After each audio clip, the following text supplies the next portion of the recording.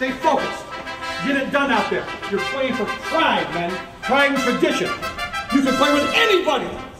And tonight you prove it. You prove it to everybody, especially yourselves. You understand? Let's get it done. This is the start of a great season right here. Let's go! Let's go!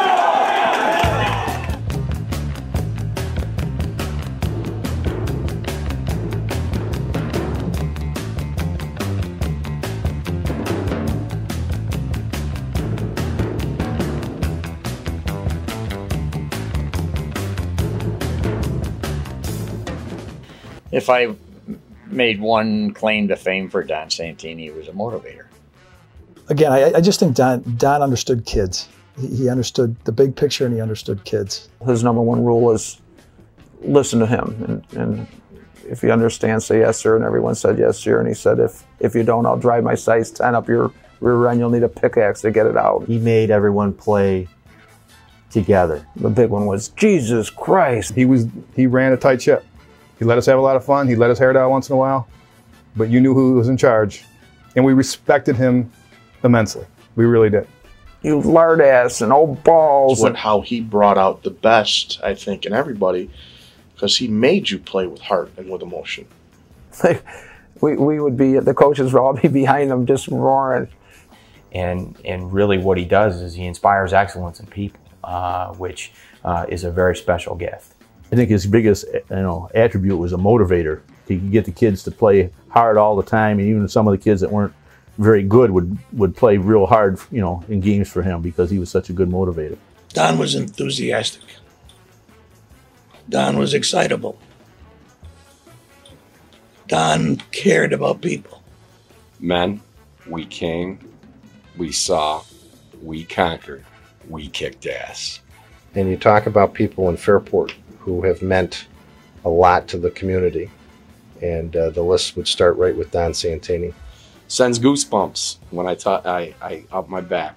If Coach Santini asked me to run through a brick wall, I'd do it. I would have done it when I was 17, and I'd do it when I'm 49. A bit of admiration for him and for the way he succeeded in wherever he coached. And I'm very proud of him.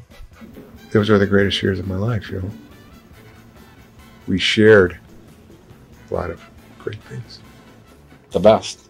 The best.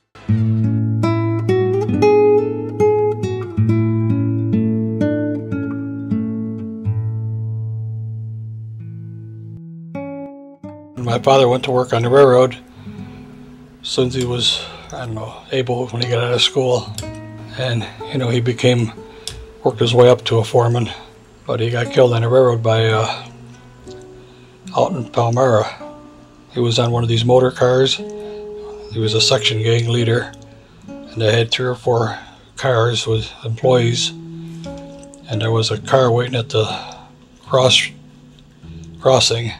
And a train went by going the same way my father's cart was going. Well, the cart rammed into the car, and my father was the first one in the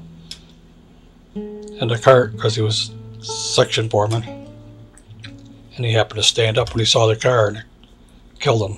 I can remember in the evenings, me sitting on his lap and him singing this Italian song, "Come Back to Sorrento." I can remember that as plain as day. I can remember him as a very, very sharp dresser. He was always wore suits and ties and vests, and he even had spats. Back in those days, he was very well dressed, very handsome man. I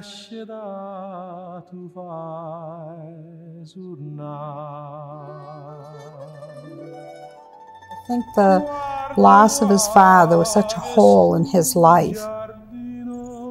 That's, I think, the biggest thing that contributed to being who he was and who he is. Was he just wanted to give, especially to those kids that didn't have the privilege of having a dad with them.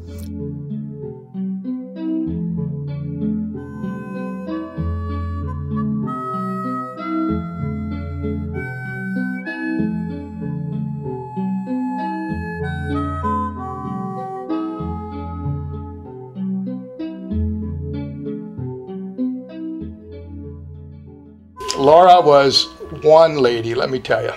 She was, you know, a single parent then was an oddity, and that's what she was. And she had to have a full-time job. She worked a full-time job down at the American Cane Company. She'd go to work at 7 o'clock and she'd come home at 4. And every day you see her walking down that street just as straight as a board and determined to get to that job, and she's not going to miss a day, and she never did. Well, she was really tough. Broke a lot of broomsticks over my back, I tell you. You know, she just didn't like it because I played football. And every time football season came, you know, we had a big argument, but I still played. I didn't care. So his home environment, he respected his mother. She taught him about a good work ethic, responsibility in raising children alone. My father's death affected my mother big time. She never remarried, number one. She was forced to go to work at the American Cane Company for 30 or more years. And she had to bring up 2 kids. My brother was, see, I was 5, my brother was 11 when he was killed. So, yeah, it had a major impact on her life. She did all the work around the house. I mean, she painted, she did what most mothers and fathers do, and brought us up and did a pretty good job of it. Well, Willie was lived on our other side of our house on High Street. And he was pretty much a father to both of us. He had the love of those people next door that really, well, they just adored him. So that was a good thing.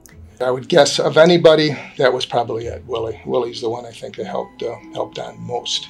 Willie Messerino and his wife Jill were I was very close to them. They lived right next door to us in a duplex house, and yeah, and he kind of took the place of my father in many respects.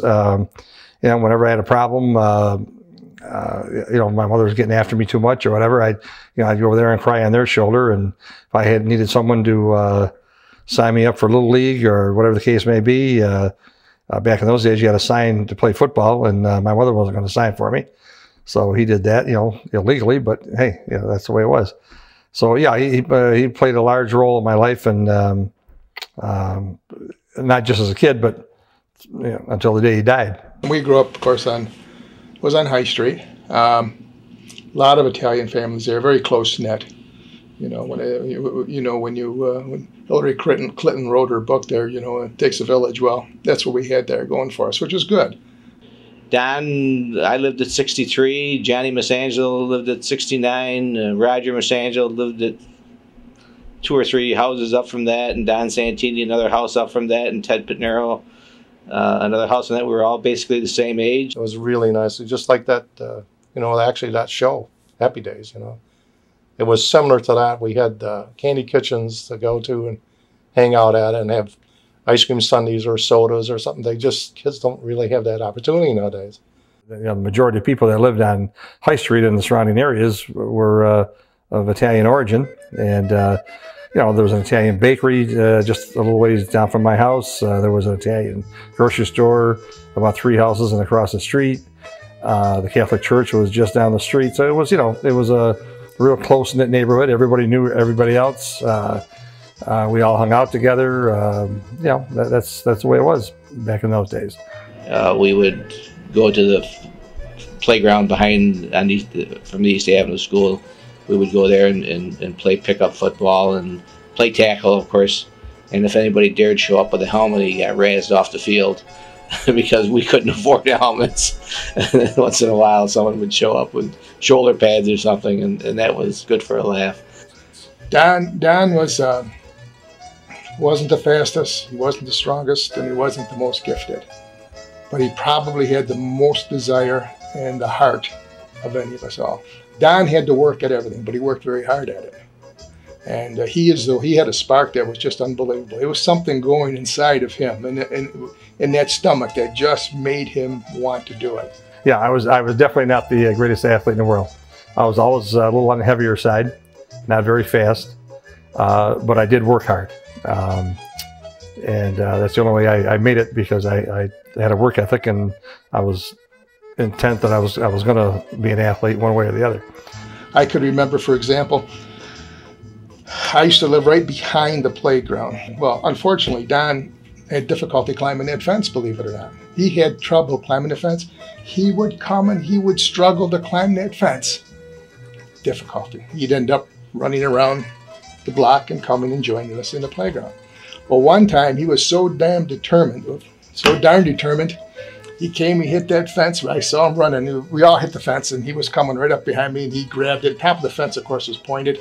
And boy, didn't he just cut his hand. Oh, my God. I mean, it was deep, and it was bleeding like crazy. And there was like the fat tissue hanging out, you know, and oh, Jesus, I was bleeding. And so I went home, and my mother said, she just got after me big time. And she was, here I am bleeding like crazy and trying to, put direct pressure and whatever. I came home. I had to be, I don't know, probably 13, 14 years old, I guess.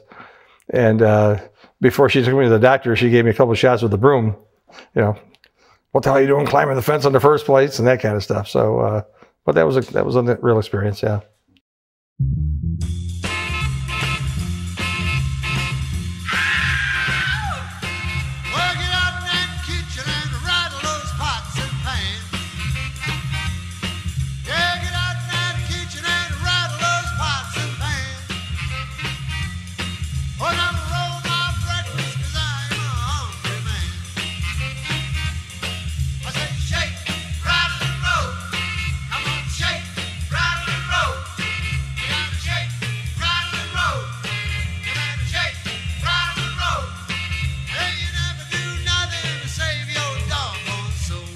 Now, there was definitely a north side and a south side, no question about it. The dividing line was probably the canal there.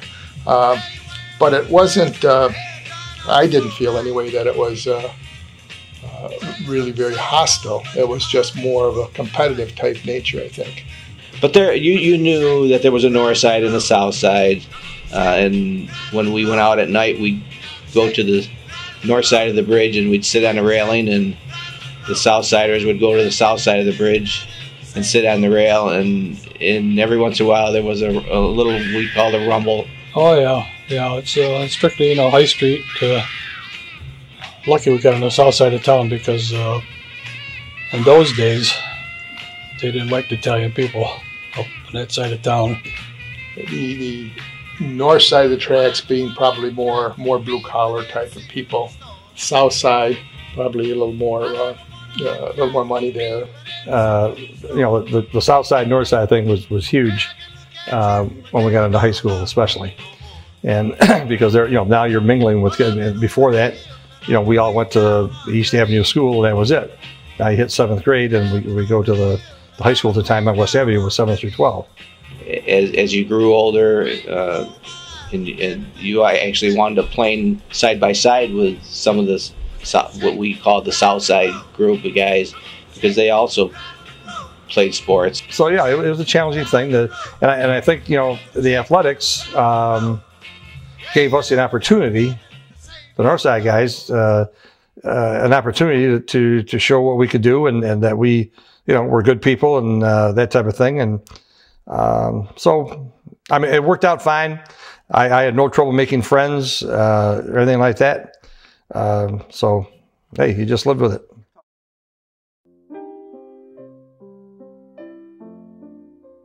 We just respected the devil out of Coach Cummings. There were a lot of coaches that, as you grow up, tried to teach you things. Coach Cummings was just revered. Joe Cummings probably was the idol of most young boys growing up in Fairport at that time. We would be there for physical education, so you go outside for his physical education, and then every once in a while Joe Cummings would come by. And boy, when Joe Cummings came by, everyone just thought, whoa, this is it, I'll tell you. And everybody put on their best face and put on their best effort and have to impress Joe. And this is when we're 2nd, 3rd, 4th, 5th, 6th grade. He watched Joe Cummings pretty close, and I think where he got his most inspiration is how Cummings got a hold of you at halftime, and if you were behind, he fired you up big time.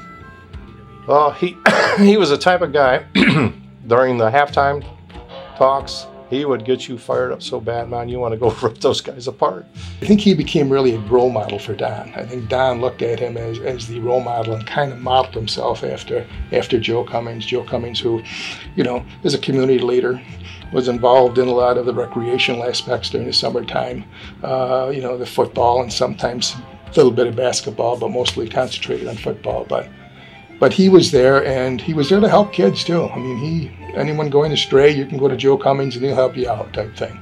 Yeah, by the time I reached 9th grade, you know, my career, I knew what I was going to do. Joe Cummings was huge, as was Paul Lopez, who actually came to Fairport my freshman year, and they both, you know, Joe Cummings was the head football coach, and Paul was an assistant, and I knew by the end of my freshman year that I was going to be a coach and a phys ed teacher. That was it. And those two men had a tremendous influence on me through my entire high school career and even after when I went to college. They were my mentors.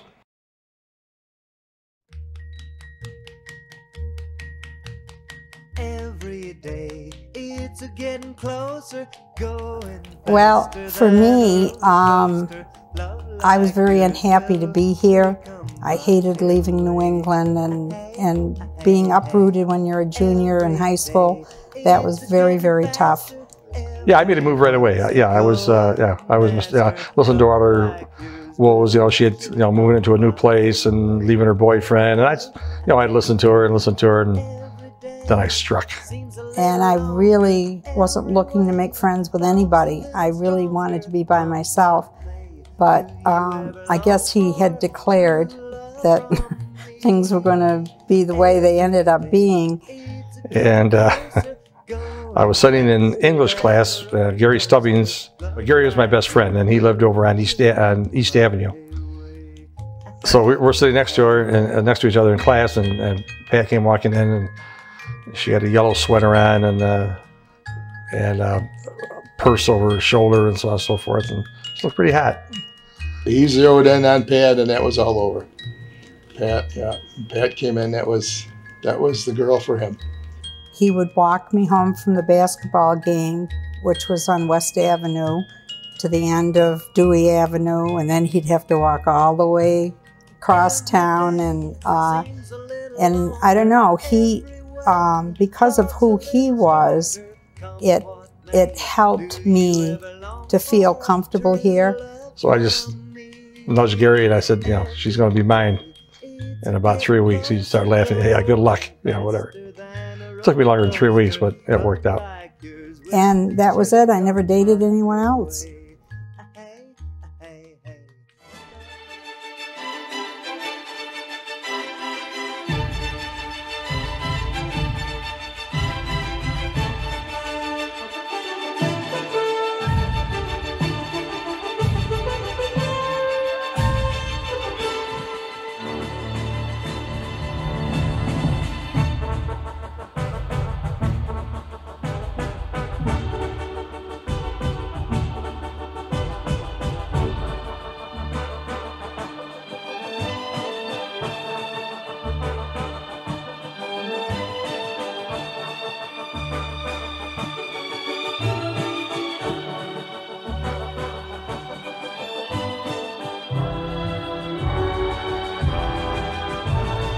I do remember having a good time.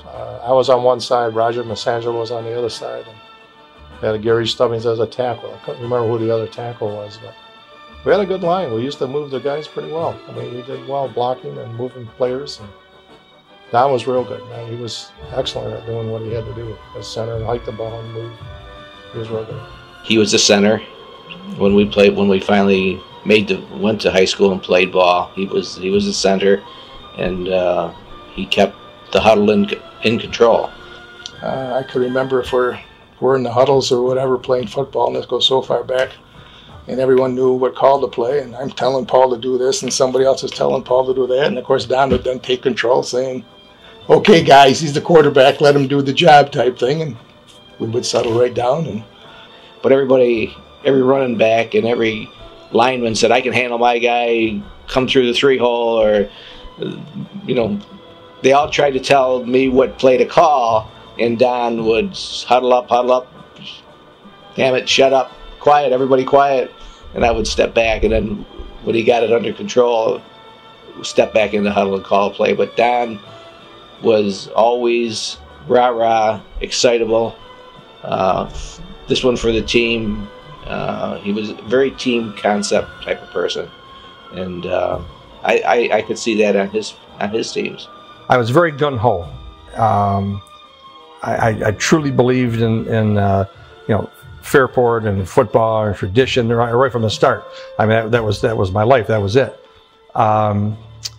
And I loved playing. I just loved playing. And I think as a center, calling the huddle and actually on defense, because we played both ways, and I was a linebacker on defense. So I mean, both spots are natural places for leadership roles. It was a funny thing about back then that we never really had formal training for baseball or football when we got there, and were able to do it only because I don't know, it was just that the way we were back then. We were very attentive with the coaching, and we were able to learn quick and do the plays, and make out the plays and the defenses. It was just a lot of fun.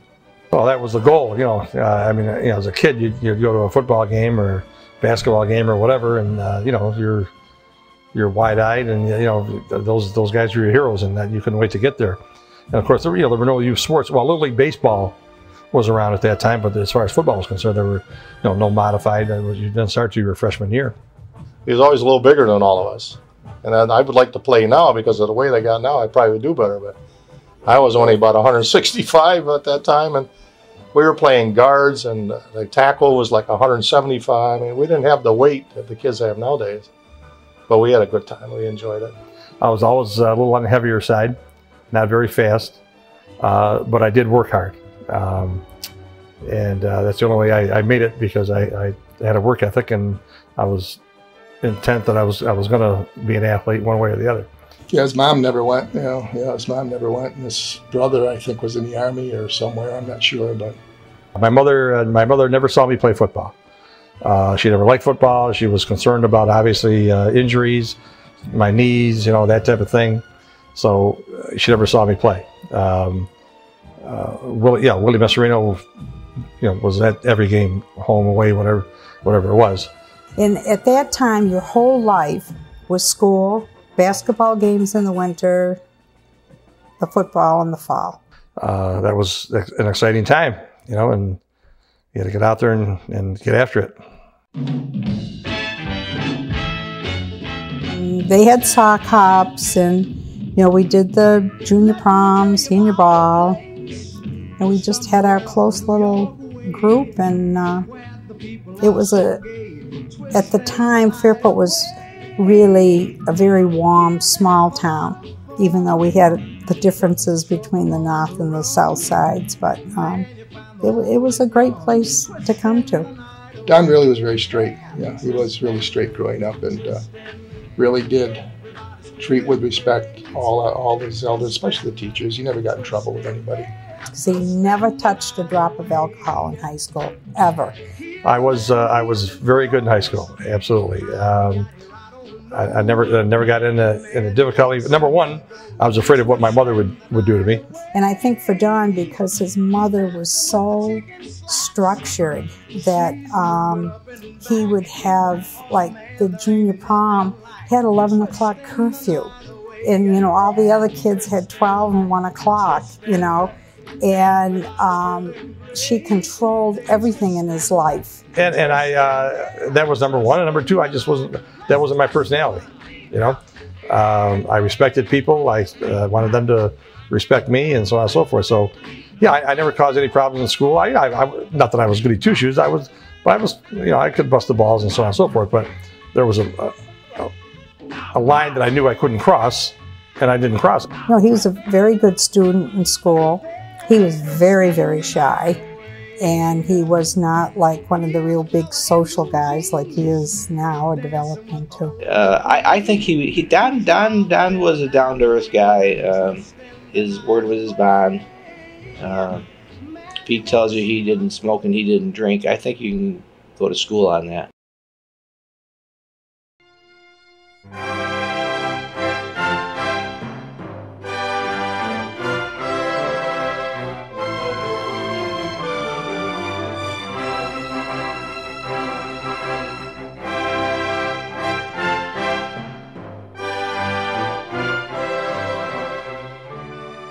Well, I loved Brockport. For me, Brockport was a great place. I mean, you know, my closest friends right now are Brockport guys, or many of them anyway.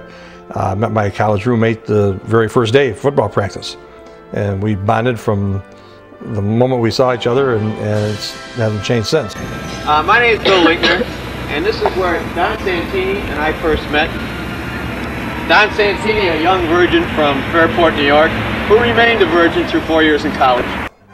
Well, my dream was to play college football at a major institution, right? And why Georgia Tech, I don't know. I don't know why they were in Princeton. The Princeton Tigers, I remember this Dick Kazmaier and whatever, he was a big, you know, All-American, and I don't know why I chose those, but Georgia Tech, I guess I just like that, you know, the rambling wreck from Georgia Tech, I don't know.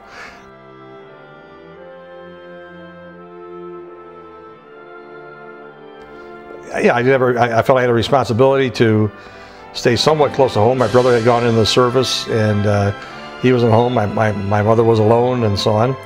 So you know, I couldn't afford to go very far. I couldn't earn a football scholarship. So I knew I was going to be a teacher. So I thought, you know, you either went to Cortland or you went to Brockport. Brockport was closer, and I thought maybe I had a better opportunity there. So that's where I went.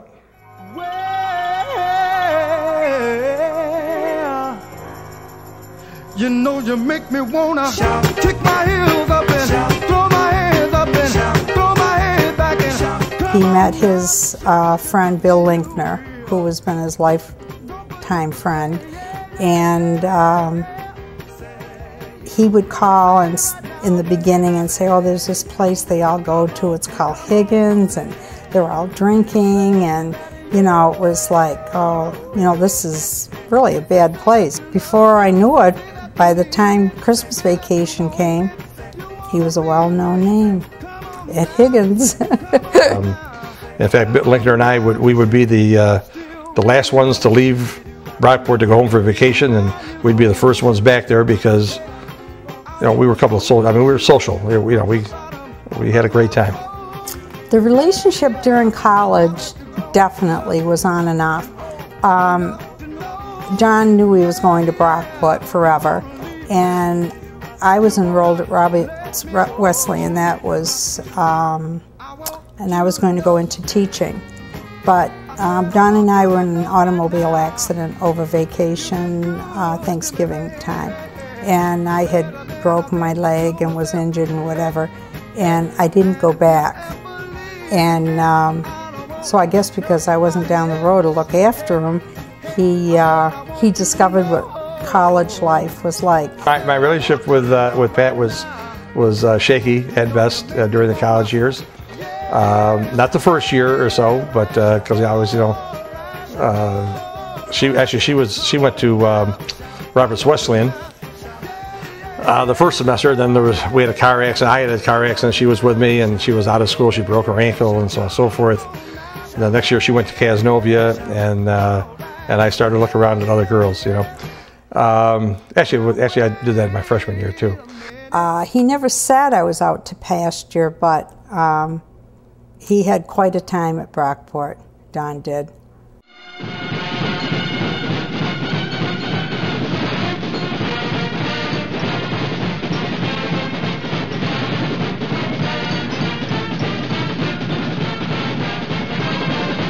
And he was a raw guy, particularly as a linebacker. We had an opportunity for that. So I had a great football experience there. We struggled the first couple of years. Brockport had never had a great tradition for football. I love Bob Boozer. He's a great man, and I think a very, very good coach. He wasn't big enough to play center, really, and a linebacker, but he had the heart and he had the smarts. You could tell right away that he knew the game He'd been well coached in high school. Well, at Brockport, this was my junior year, and I had competition for the starting center spot, obviously, and I had won the position, had an injury, and then of course, trying to come back from the injury, somebody had moved up ahead of me, and I thought I was back and should be back in the spot, and it didn't seem like I was making any progress. So I was not a happy camper, and I was down and discouraged and that type of thing. And I'm in the locker room after a practice, and Linkner and all the guys already showered and I left. I just kind of sat there and moping around, and I finally got in the shower and I was by myself, and our line coach Jim Fulton came walking in the shower, and I just I acknowledged him and so on, and he didn't say anything, and then all of a sudden he just said to me, you going to give it up that easy, or are you going to fight for it? You can go one of either way. Which way are you going to go? And that sparked me right there. I got out of there, and I was determined I was going to get the job back, and I did. He had a bad knee all of that year, and part of the next year. He finally got it straightened out, but in those days, surgery was not a factor. It was just live with it or get out of it. But he wanted to play so badly that he would play in there with a leg and a half.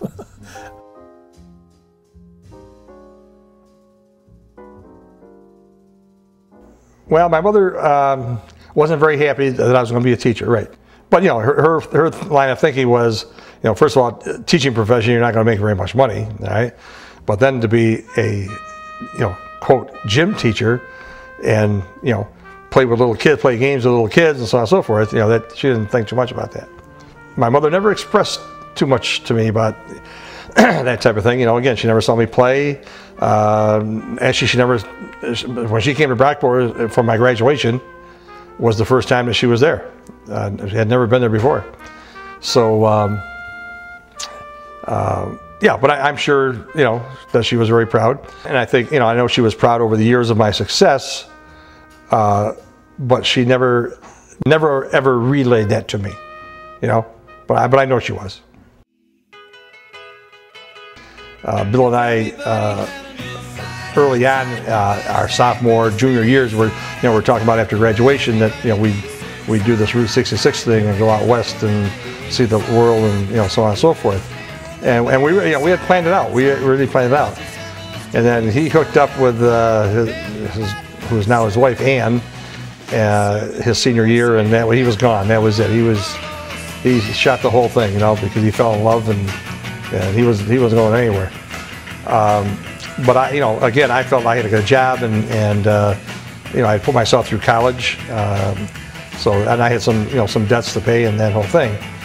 And then I wanted to coach, but I also in the process turned down 2 assistantships. I had an opportunity at Southern Illinois University, and then a friend of mine actually had the assistantship at Syracuse. And then for some reason, I don't know why he did it, but he let it go. And they contacted me. But by that time, I had already accepted a job at Morrisville.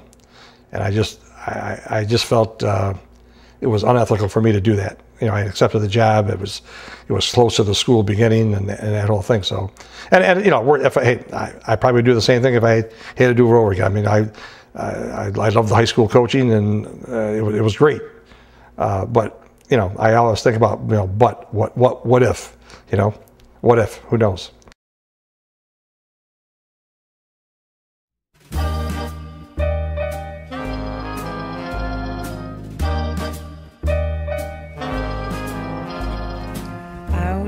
The tree of life, I just picked me a plum. You came along and everything started to hum. Still, it's a real good bet, the best is yet to come. The best is yet to come, and babe, won't it be fine? Don's first job was at Morrisville, which was right down the road from Casanova. And he started there in September, and then in March, he came to the door one day with a bottle of wine and a ring, and that was the end of that deal. I decided, I don't know, I just felt that, you know, I was ready, and when I went to the apartment one night, I had bought the ring. I brought a bottle of wine, and just asked her at that time if she'd like to get married. And she jumped right at the chance.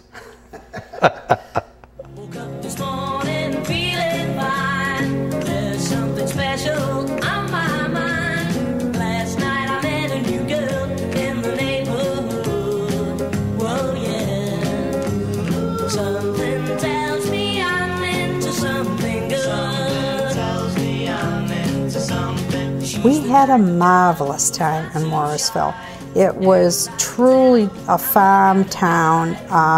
Again, all the activities for the weekend were based on the football game. Now, football in Morrisville was a real challenge, Number one, because it was 8-man football, and you know, I had to learn it. It was completely different. Had no idea what 8-man football was.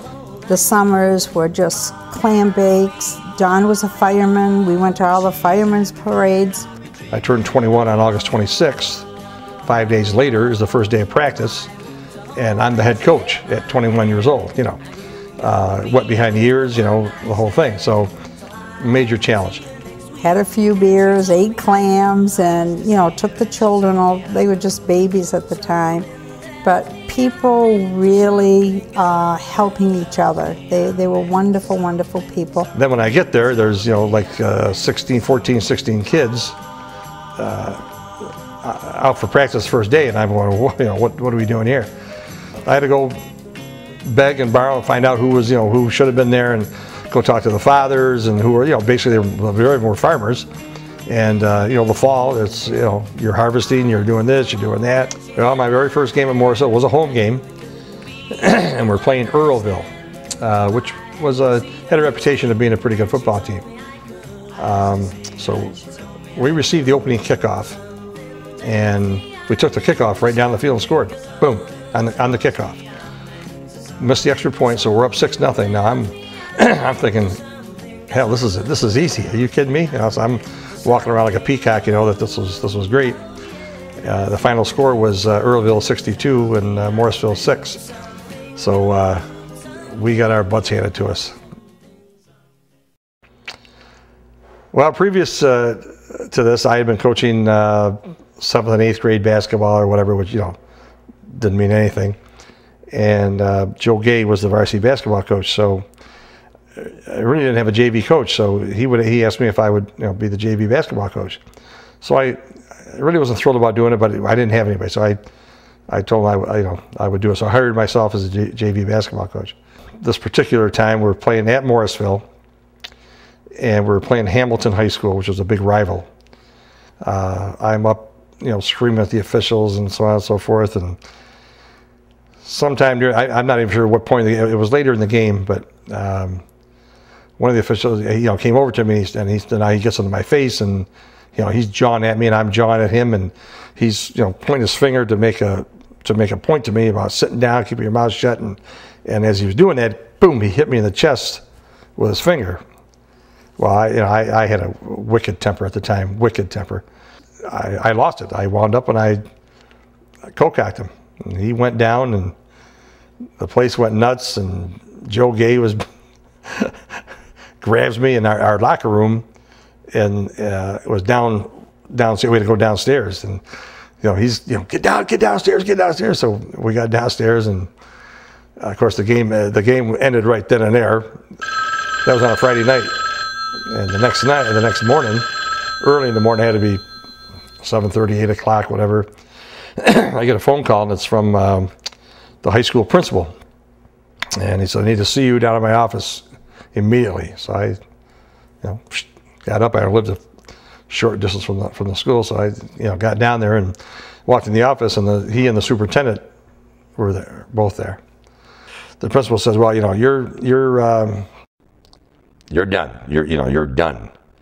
And I'm just assuming that I'm done coaching basketball. So he just kept repeating, "You're finished," whatever. I said, "Well, I can't finish out the season. Only a couple more games here, the basketball." And he goes, "No, you're done." He said, "You're done coaching." And I said, "Well, you mean coaching basketball?" He said, "No, you're done coaching." I said, "Football too?" He said, "You're done coaching." Now, they didn't take my teaching job away, but I was done coaching. Well, hell, So that was it. I was done. So I started scrambling, looking for a job. Leroy football. You know what? There's nothing like it. You know that? There's nothing like it anywhere. And I've been around a lot of places. Leroy football. Leroy football. Leroy football. You understand that? Yes, sir.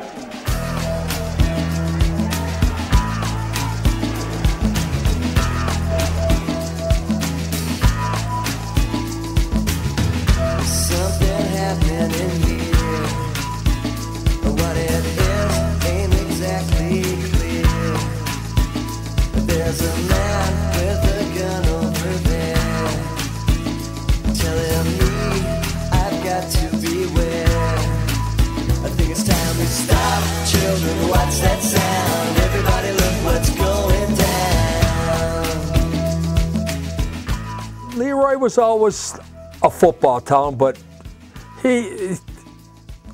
Coach brought that tradition. It was you always hear that saying, you run through a brick wall for the guy. I would. It's a small town. There's not a lot going on. As a kid, you always wanted. We played pickup games. Back when I was a kid, we had 3 sections of town. There was a Black Alley, the other side of Main Street. There was Jersey Side, and there was the Warner Park boys. And we used to have games. We all had our own fields. At the Jello factory, we had the backyard all to ourselves, and they let us paint the yardage markers on the building itself. And we had a great stadium there, and Warner Park we played in. So we used to travel back and forth, and that's the way football was in Leroy. My first year at Leroy, I had some talented kids. They were just, I tell you what, it was probably the easiest year of coaching I had. We had experience, we had depth in every position. We were too deep, and the whole thing. And there's great tradition and pride in Leroy. It's a great football community, the whole thing. So I set up a scrimmage, with Fairport through Paul Lopez. I told the Leroy kids, I had maybe 35 kids or whatever, and I said, when we go down there, they're going to come out with 50, 60 kids.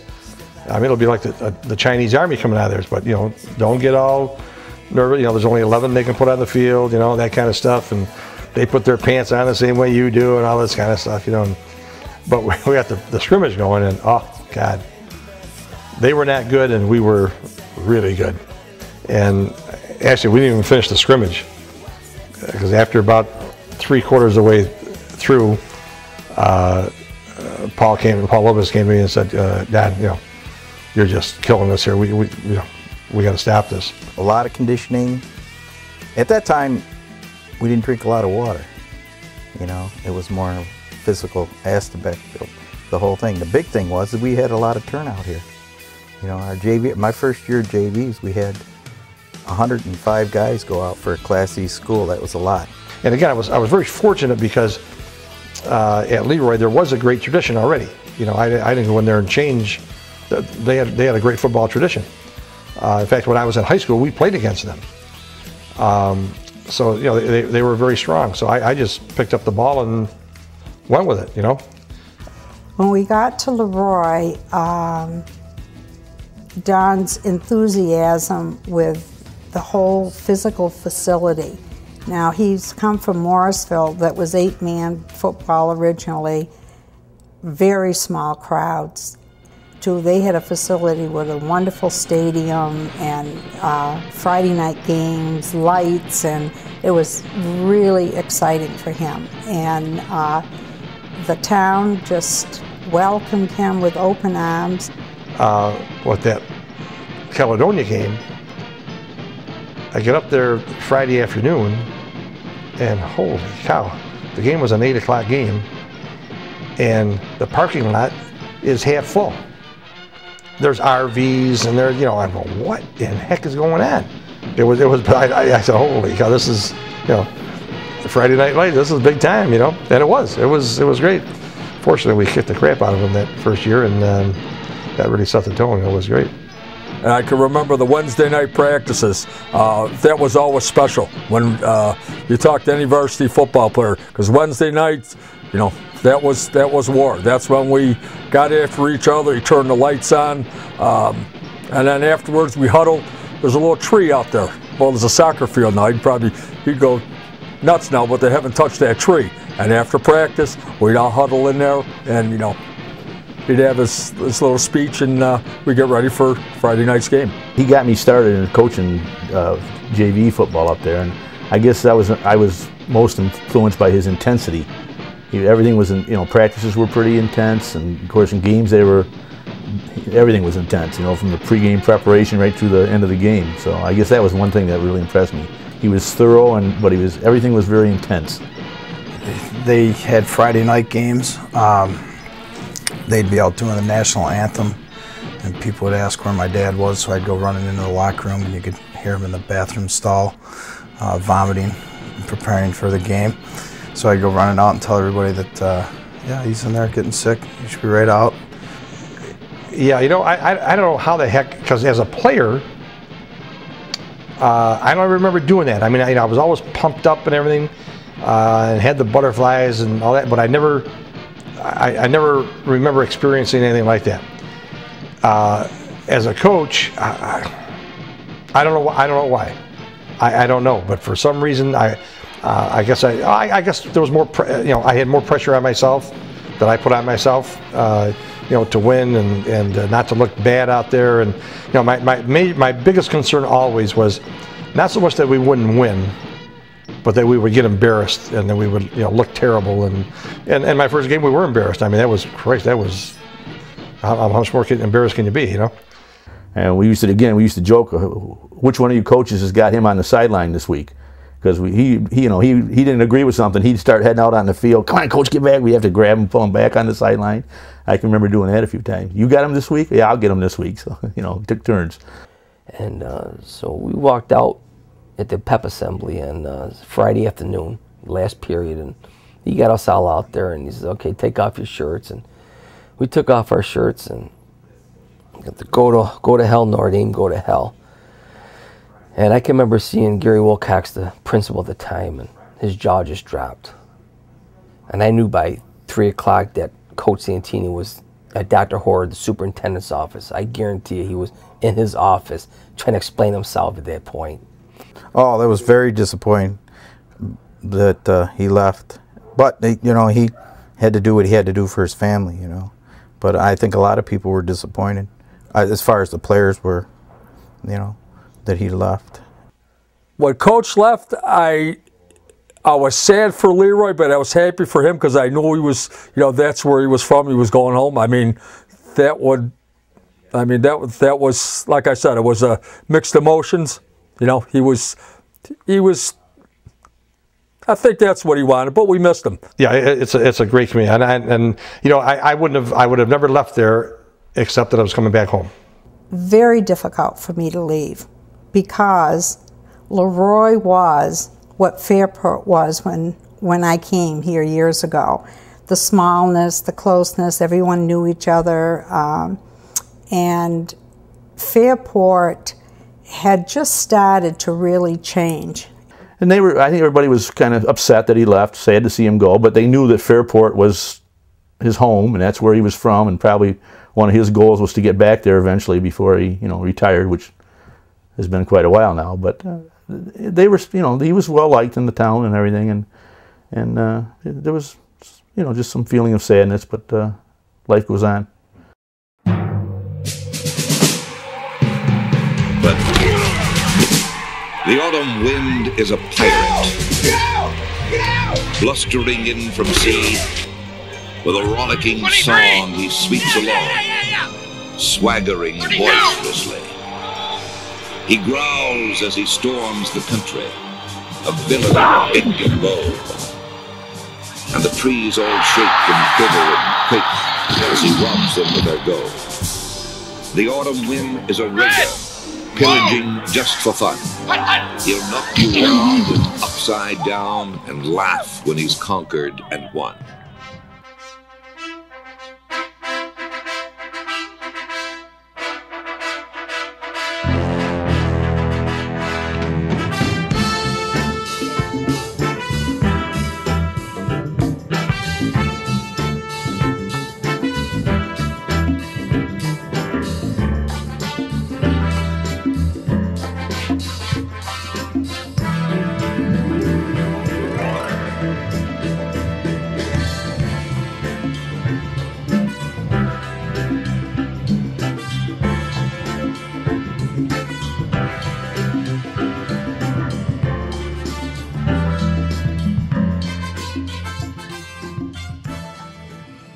The one thing he taught us was, listen, you know, you're Fairport.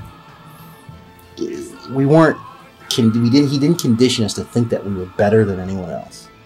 He just conditioned us to expect to win. You're Fairport.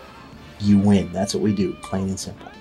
Coach Santini was, he was the CEO. He delegated to his coordinators, but he was going to be the inspirational leader of the team and make sure that we didn't get down and that we stayed up, because we were always crushing everybody. It was quite easily to see that the heart that Don shows, even though he's a disciplinarian, kids embraced that. Kids wanted that discipline, but he also had the heart, and kids also saw that side of him. And they know that if you worked for Don, Don would work for them. I see him from time to time, and he just gives you that look in your eye, his eye, and you know, I'm doing the right thing. Thanks for what you did for me, and he's a very inspirational person. I got to tell you, there's been very few people that I've been associated with in the last 30 years since that time that I can remember having the enthusiasm that he did at that point. He was a spark.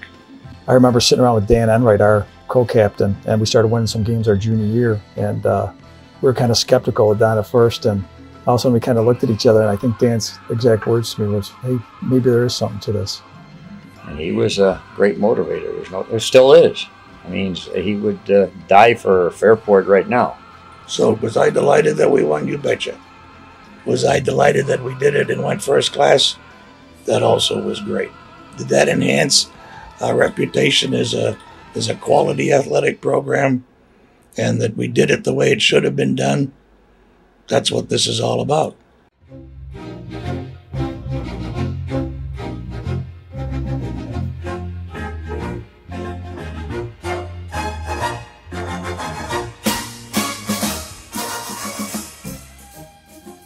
No, I didn't know a thing about Coach Santini before I received his application. I had every confidence that Don knew the X's and O's, but I wanted somebody with some enthusiasm. I wanted somebody who was a motivator. I wanted somebody who knew the background of this community and what the community expected from the school district. And Don fit that bill. We didn't know anything of him. It was a surprise. You're a young kid, and you're just walking into something that you don't know. I had played a few years coming up through the system, and then my junior year, Coach Logan had a system where the quarterback handed the ball off to the running backs, and it was a T formation, running up the gut type of program. We went from Pete Logan, who was a flatliner. He was an old school, 3 yards in a cloud of dust, no imagination, and they hadn't won a brown jug game in years. And I loved Coach Logan. He was a great guy. But at the time, I was doing fairly well with baseball and basketball. And my father says to me, he says, Tim, he says, are you nuts? He says, what do you want to do this for? The biggest thing is, as they went up the ladder, it didn't seem like they were having as much fun as we had playing on the youth levels. If they weren't going to have any fun doing it, maybe I should go concentrate on one sport and see how good I could get at that. But obviously Don came in and changed all that. first impression was, who the hell is this guy? I mean, this guy's nuts. They brought in Coach Santini from Leroy, and I think he had some, just foolish win-loss percentage and won all kinds of titles there. I still remember being home one day and somebody came to the back door, and I think my father said, "Who the hell are you?"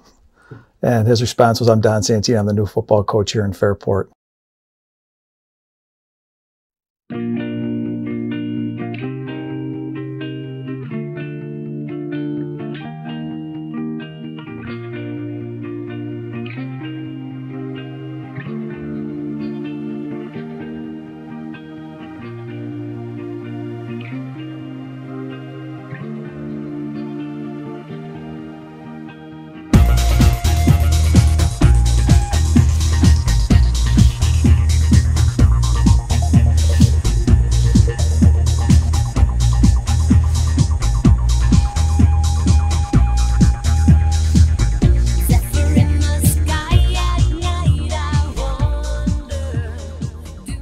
I was very happy in Leroy. It's a great community, and we were very successful. Had a great job. At that time, I was assistant principal, athletic director, football coach, and busy, but it was great. Had a nice little home in the community and the whole thing. But Fairport was my hometown, so when the job came up, and I applied for it, and fortunately, I got it.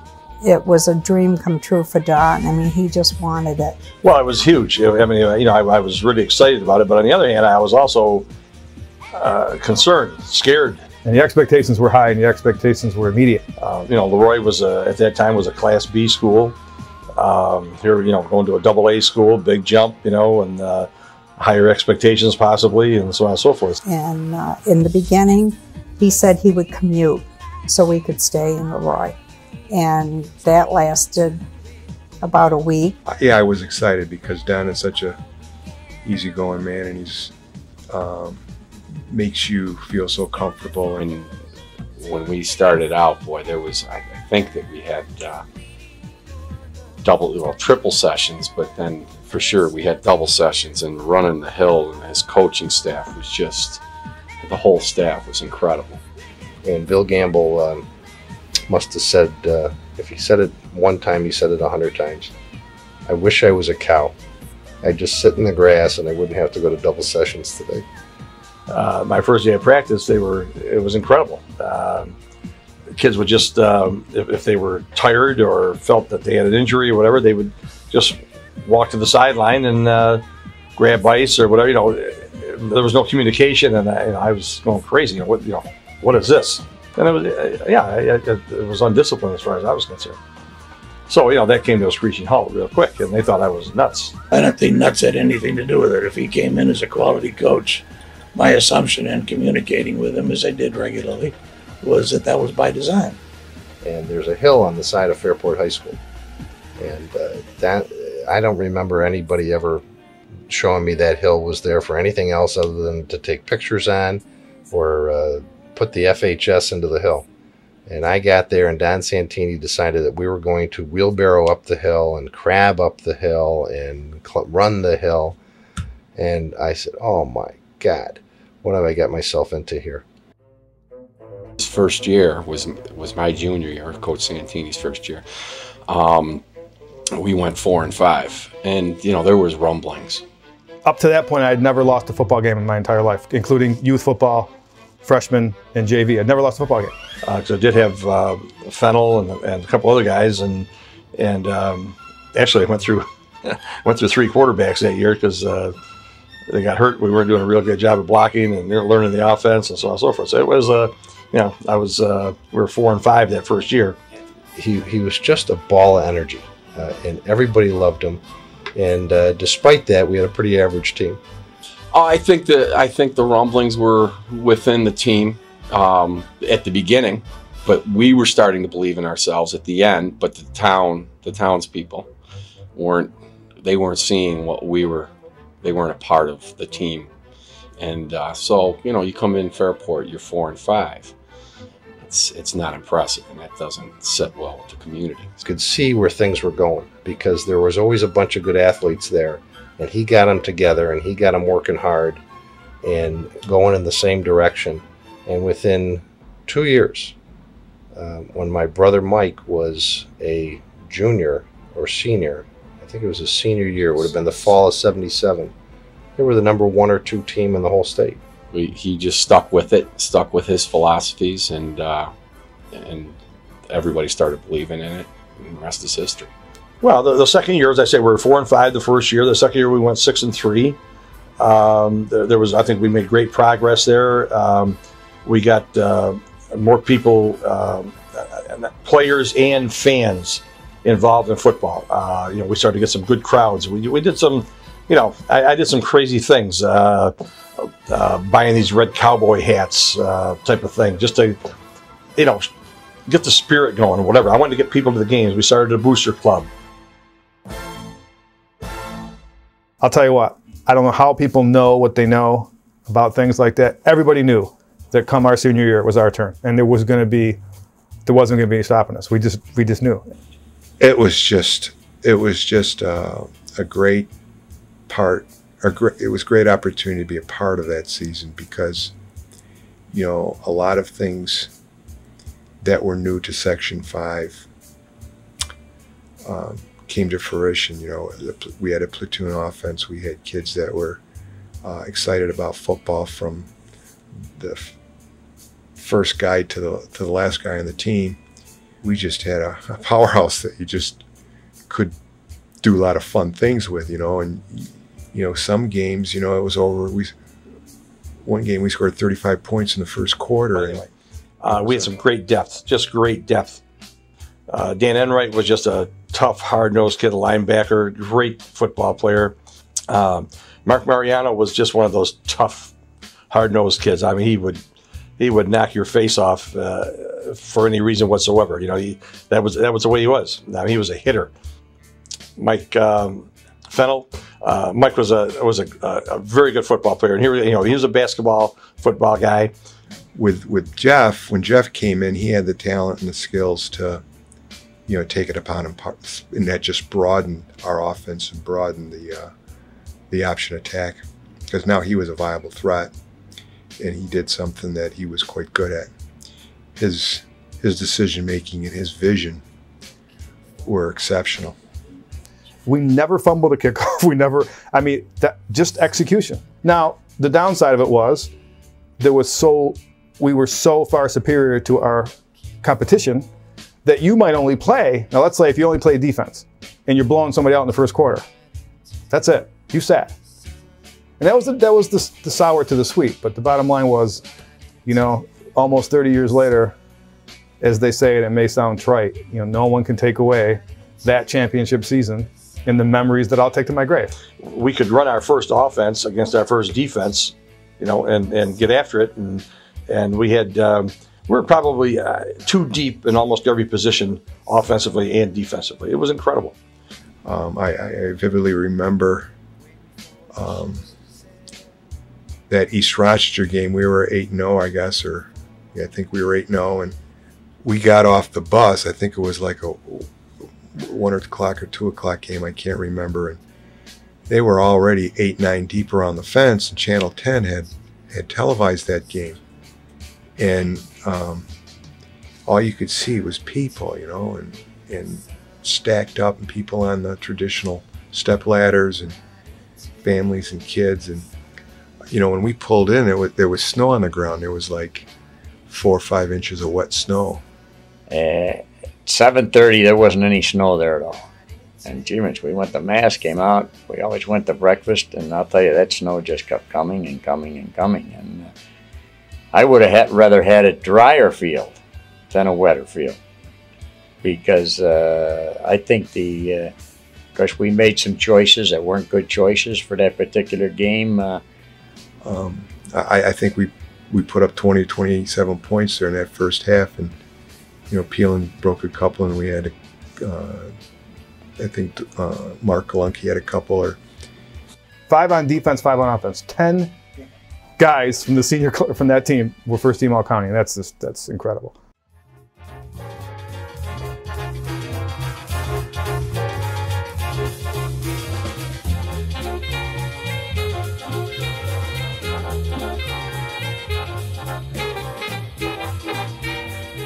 specifically that Rush Henrietta game when we were getting beat the year before. They returned a punt on us, and I think the guy stopped about the 10-yard line and just turned around and waved the ball back at us. I was on the field. I chased that kid, and he turned around at probably the 10 or 15-yard line and ran backwards and held the ball out. Oh, I was furious. I was furious. And Werner Kleeman was the coach at Rush Henrietta at the time, and he was furious. I mean, he grabbed the kid and he just chewed him out. I could see him do that. I think Rocky was the big movie back then, and we're in the locker room before the game, and without saying a word, the lights went out, and the Rocky music came on, and there was the film of this guy backing into the end zone on us.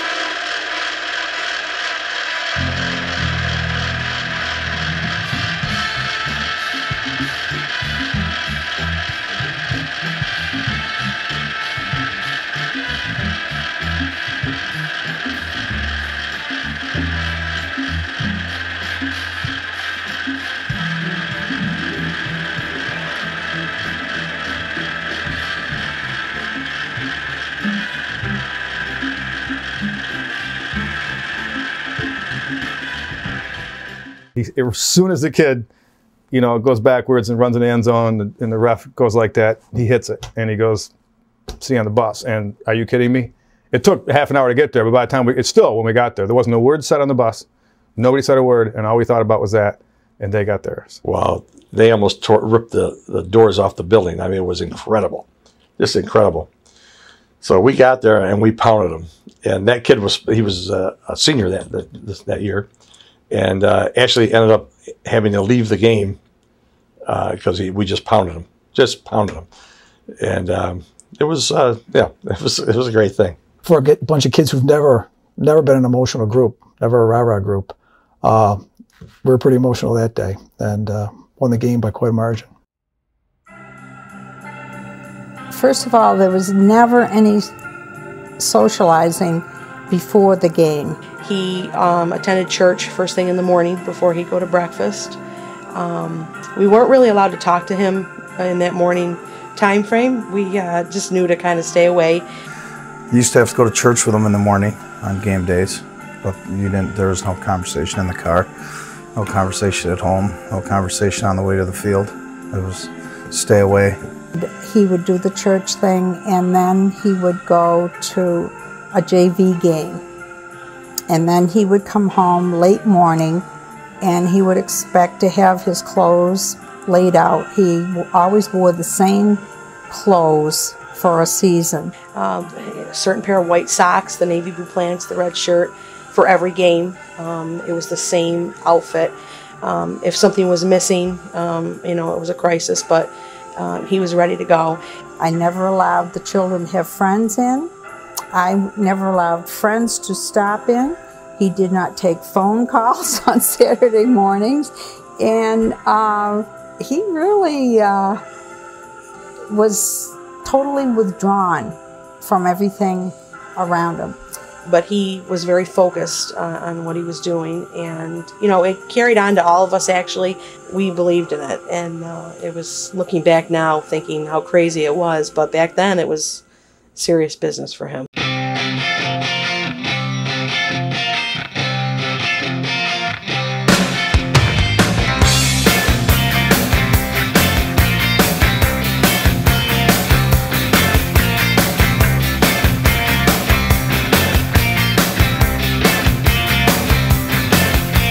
Great. It was exciting. It was a lot of pressure because it's your own kids out there, and my thing with my kids and actually my assistant coaches helped me with this a lot because my expectations were higher for my own kids than they were for the other kids on the field, and that wasn't fair to them. So my assistant coaches actually coached my kids more than I did because they knew that the coaches knew I was going to be harder on them. There was definitely no special treatment. It was tough, but we never brought anything home. We'd talk in the car on the way home. He would give me advice on how he thought I could better myself playing-wise, but once we got home, that was it. I decided that once we left the football field and we got home, I didn't want to talk football or what they did or how they were. I might talk football, but not specifically them, you know, what they did in practice or what they didn't do. The only time that changed was when Tom was playing. We were playing Aquinas tight. It was, I believe we were up 7-0. And late in the game, he's playing an outside linebacker. And it's right toward the end of the game. We're ahead by a touchdown or so. I think they drove down the field and scored with about 10 seconds left on the clock. So he called the timeout. I called timeout. I go out to the huddle and I said, look at outside containment, don't fall for the fake. Because Aquinas said we're going to go for 2 and try and ruin our homecoming. Fakes into the line, you know, you guys on the outside, don't go for that. It's 6 times. Don't fall for the fake. Don't fall for the fake. Outside containment. Well, sure enough, that quarterback, he threw the ball, I swore, right into the fullback's gut. And I went charging towards the middle. Tom just went right in to try to tackle. Now he's coming from an outside linebacker to tackle a running back that's on the other side of the ball. Thought the fullback was stuffed, which he was, and I look up and around the corner was, I believe it was Tony Lott. He had the ball up in his hand and danced straight in the end zone. I went ballistic.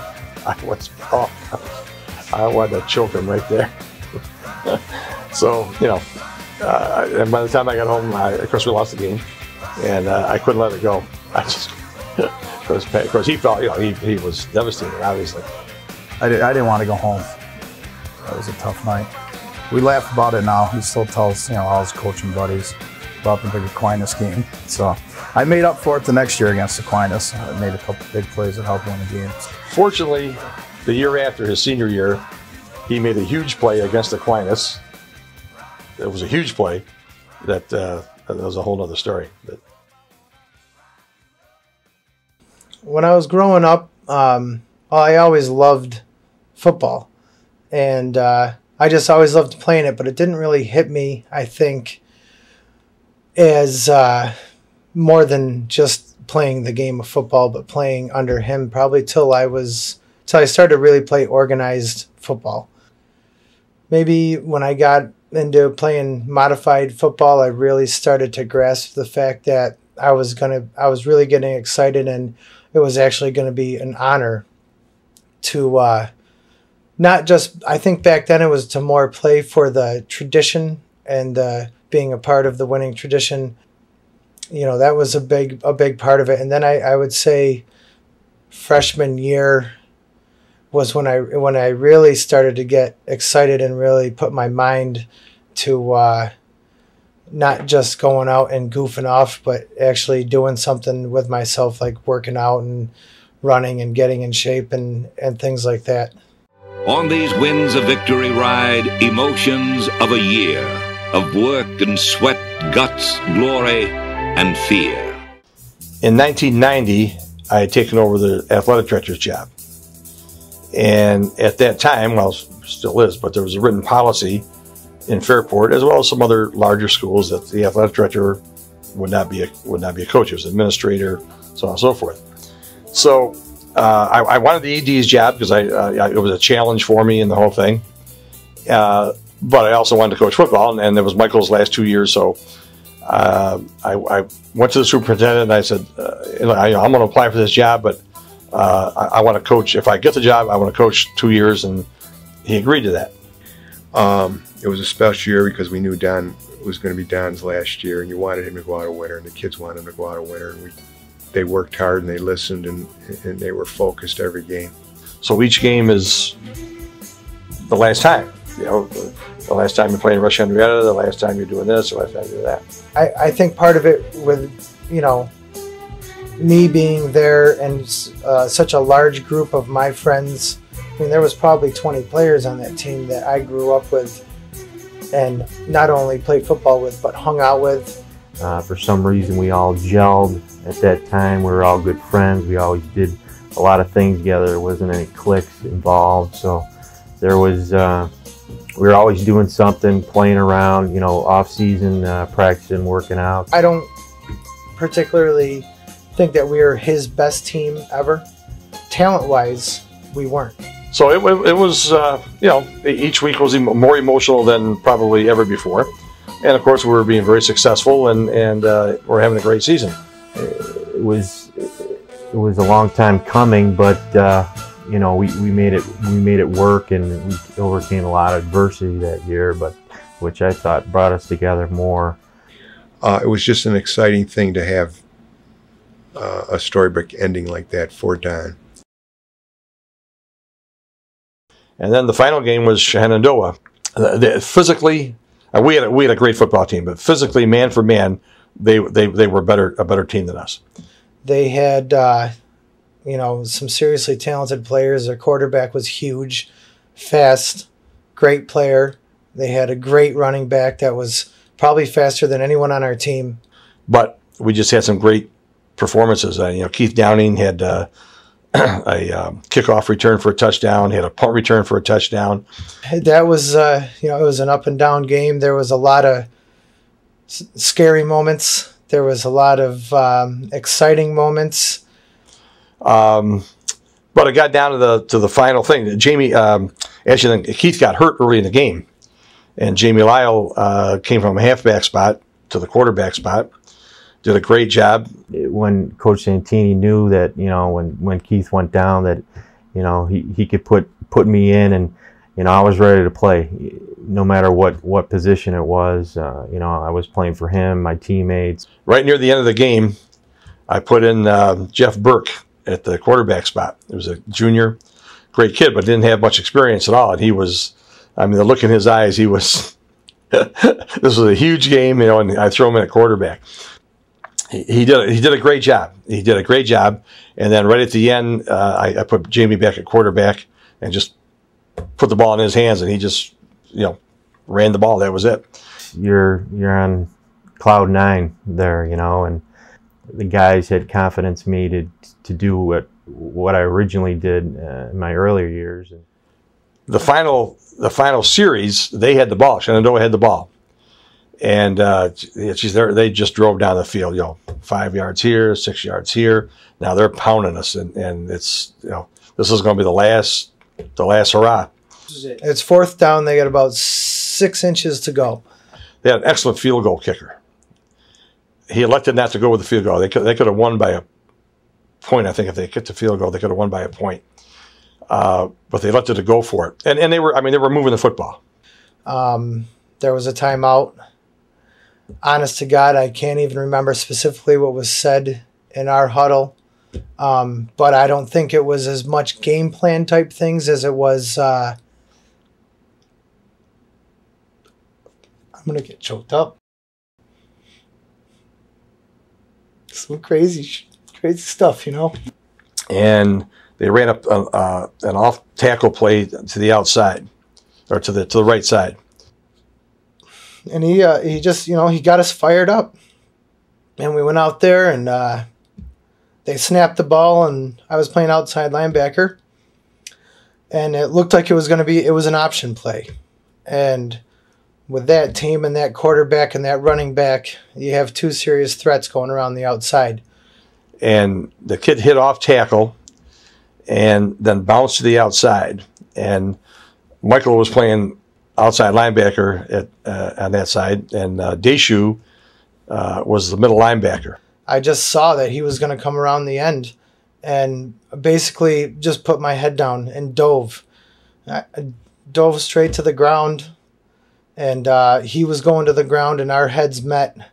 And Michael came up, and he and Deshu met the kid and tackled him, and he was inches, I mean literally inches from making the first down. And I looked down the line, and I saw, you know, he was, you know, a couple inches short, and it was amazing, you know. I mean, yeah, and I could never experience anything like that. I could never go out on a football field and feel the intensity or the drive or anything like that. It was such a overwhelming experience. to be in that situation, state championship, and you know, we obviously had him in the back of our minds when we were playing, that we wanted him to go out in style.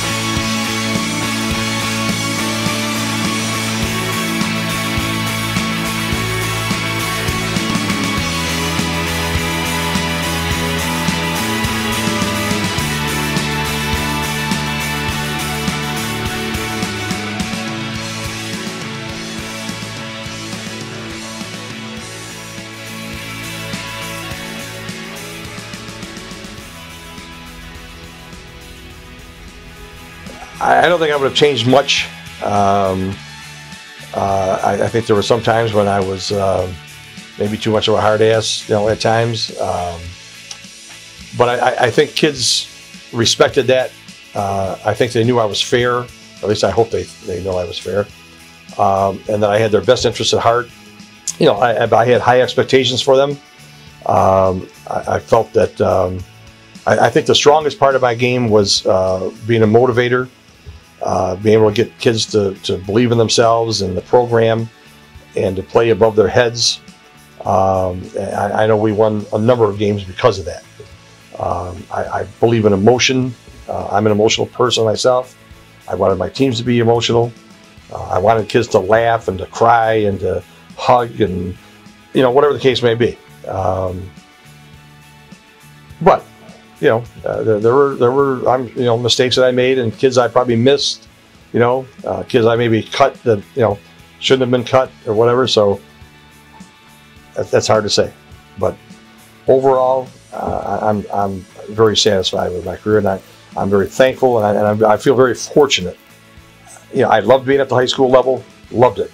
And I think I had my biggest impact there. I love being at the college level. I love being around football. That's it.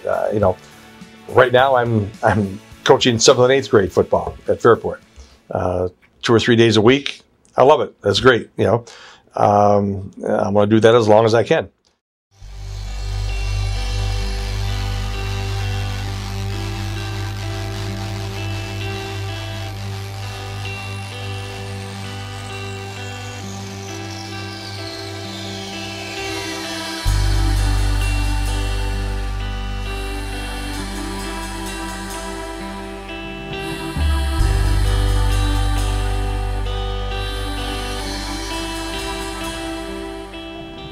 I to this day thank God that I had an opportunity to coach with him. I think he I don't know if he changed everything about myself, but he certainly changed the way I felt about coaching.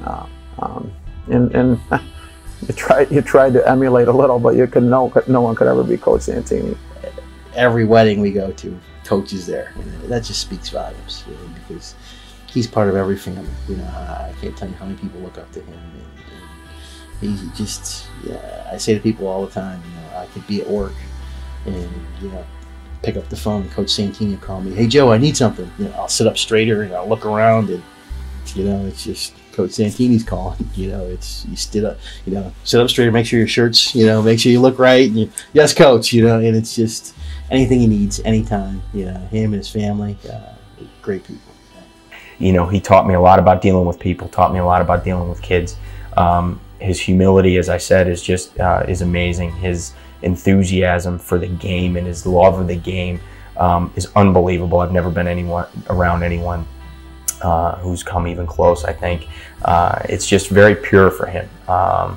And it's a special thing. You don't see it a lot, and something that I have just an amazing amount of respect for. The best part of Don through the years is he always made friends with the administrators, but the custodians and maintenance people were always very important to him. And now, retired and working, here he is at 66 years old, an administrator at Minerva DeLand. And you know, what will I catch him doing on a Saturday? Ordering a pizza and going over and having lunch with the maintenance crew. At the high school, like he would always say, if people said, you know, you do such a wonderful job, and he said, you know, it isn't me. I am so surrounded by good people, the maintenance crew, his coaches, the cafeteria ladies in their shrine that they had for him every week. He always knew it came from everybody.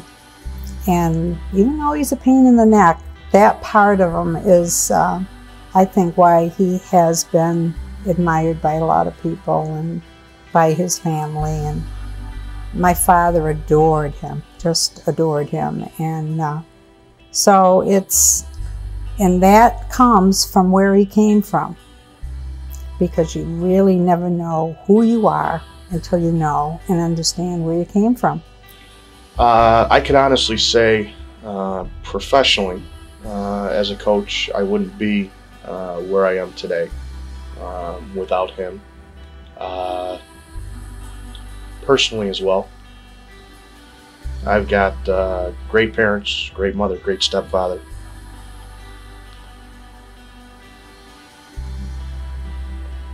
But we had a great rivalry, and even to this day, you know, when we see each other, we don't see each other a lot, but we have I think we have great respect. I know I have great respect for almost all the coaches that I ever coached. Again, Don being one, Warner Kleeman, great coaches and great people.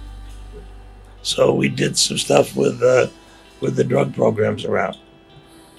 We started a group called Operation Offense, of which he was involved. And he was very much an instructor, but was well received when we would go out to other schools, partly because of his reputation, but partly because of his dynamics and his ability to communicate with people. He's a motivator, and I'll say that over and over again. He gets kids and parents and so forth to listen, and that's important in these days. It was sort of magical. I had 17 years with Don, and I felt I was always treated as an equal. His trust and confidence, I guess, in the responsibilities that he gave me helped me, because you wanted to do it for him. I felt just like the players, that you wanted to perform well for him. You trusted him. You believed in him. Everything that he told you, it came true. If you worked at it, it came true. Steve Stetson, who was an assistant coach at Boston University, came through on a recruiting visit, and I guess Don worked really hard talking with him. But at the time, they just didn't have a slot open and a scholarship available. And I guess Don and Werner Kleeman, who was at the time the coach of Rush Henrietta, really kind of just stayed after these guys. And sure enough, they had a kicker fail out of school. And you know, and I don't know how the whole thing transpired, but Steve Stetson, who I'm still friends with, told me years later that it was Don's persistence on the whole thing that really made the difference. It's like a parent, you know, you realize looking back at your parent, wow, they really were looking out for me. They really were right most of the time. And when we used to butt heads, he and I sometimes, it's the same thing. Looking back, I realized that he just didn't care about me winning a football game or making a tackle. He really cared about us succeeding in life. He knew that this was just, you know, a stepping stone in a way in life. And I believe that in my heart. And I think that's what makes him beloved. I think it makes him legendary. I think that, you know, if Coach Santini needed something or needed something from the community, you'd have people coming out of the woodwork that were his students, that were his players. Cheerleaders would come to be at his side for anything. And, you know, as the old saying, you reap what you sow, but that's how he was. Mike played for some great coaches too. And then with the Yankees, Mike was around Billy Martin. He was around Dallas Green, Lou Piniella, guys that are going to be in the Hall of Fame as coaches. But I think if you looked at Mike and you watched his approach, you could see a little Don Santini in him too, no doubt. He's like a second father to us, you know. He meant a lot to everyone. He instilled a lot of unique qualities that I know a lot of kids carry on throughout their life now that they're older, you know, with a family unity, and you know, a lot of kids start, you know, have a good job, went through college. I think his success came from the fact that he never truly thought of himself as being successful, or he never acknowledged his success. And he would hate it when people would call him a legend in his own time, and they'd be all this fuss. He really didn't like that. He wanted to go out, he wanted to win a game, but more importantly, he wanted those kids to leave their career in high school with something so deep and so special that they would carry it with them for the rest of their lives. He did not really care what the county thought, I hate to say this, or what the fans thought. He focused on those kids, and that was it. And somehow it fed his soul, the success of feeling the kids at the end of a season would come up and say, "Coach, these were the best years of my life." He's basically like my father. He's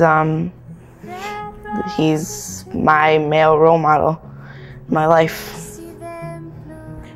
He's an absolute role model for my children, positive role model. He sets the guidelines, he sets the rules, and they really look up to him, you know, as that father, grandfather figure. You know, he's out there with the fishing pole, or he's, you know, sitting with him doing homework. They could call him at any time, and he's right there. And I know he loves being a grandfather to all four of them. My family support was fantastic. Pat was she was a football wife. I mean, she was at every game and led the cheer and the whole thing. So, you know, she was a part of it. There's a lot of guys who are coaching that aren't that fortunate, you know. It's a lot different. We've done a lot of things we never did before. We've been to parties together. We've hung out together. The grandkids, he's phenomenal with the grandkids. Yeah, I think he's doing everything with them that he didn't do basically with Michael or myself. I think we're more friends now than we, you know, father-son. Did my own family suffer a little bit? I'm sure. Okay, you know, the two boys played for me, but Pam, obviously, you know, I wasn't around as much as I should have been for them. You know, I mean, they remind me every now and then too, because of my grandchildren. You know, I'm with them a heck of a lot more than I was ever with my own kids. But they also got a lot out of it too. I mean, Pam is still a big football fan. I mean, she goes to Fairport games, she goes to the U of R games. You know, she loves football, and of course the two boys are. I was honored then, 10 times more honored now. I'm also honored because I've turned out so different from him, but so much alike him. You know, the way that I work and with the things that I do, and striving to be the best at what I do. I've always succeeded in anything I've done, whether it's nothing crazy, but anything I've done, I've always been successful, and I definitely believe that, you know, that comes from him, and that's an honor.